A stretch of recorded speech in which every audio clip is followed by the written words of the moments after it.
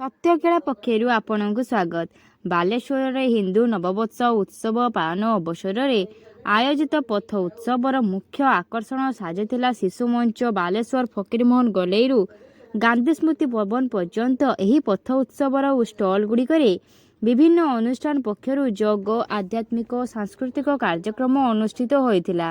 ସେଥିମଧ୍ୟରୁ ଏକ ନିଆରା ଢଙ୍ଗରେ ଶିଶୁମାନଙ୍କ ପ୍ରତିଭାକୁ ଆଗକୁ ଆଣିବା ପାଇଁ ହିନ୍ଦୁ ନବବର୍ଷ କମିଟି ବାଲେଶ୍ୱର ଓ ଶିଶୁ ପ୍ରତିଭା ମଞ୍ଚ ଓଡ଼ିଶାର ସଭାପତି ସାମ୍ବାଦିକ କଞ୍ଚମଣି ସ୍ୱାଇଁଙ୍କ ପ୍ରଚେଷ୍ଟାରେ ଏକ ଶିଶୁ ମଞ୍ଚ କାର୍ଯ୍ୟକ୍ରମ ଆୟୋଜନ କରାଯାଇଥିଲା।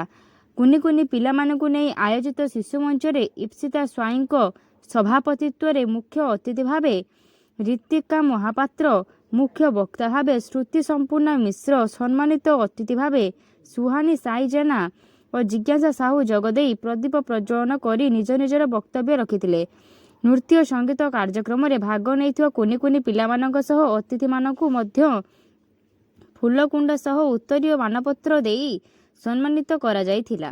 ଶେଷରେ ବୈଷ୍ଣବୀ ମହାପାତ୍ର ଧନ୍ୟବାଦ ଦେଇଥିଲେ। ସାମ୍ବାଦିକ ସର୍ବେଶ୍ୱର ଜେନା, ଜାହ୍ନବୀ ମହାପାତ୍ର, ସାଇ ଆଦ୍ୟାଂଶ ମିଶ୍ର, ଦିବ୍ୟାଂଶୀ ଆଚାର୍ଯ୍ୟ, ଅମୃତା କୌର ପ୍ରମୁଖ ଏହି କାର୍ଯ୍ୟକ୍ରମରେ ସହଯୋଗ କରିଥିଲେ। ଧନ୍ୟବାଦ।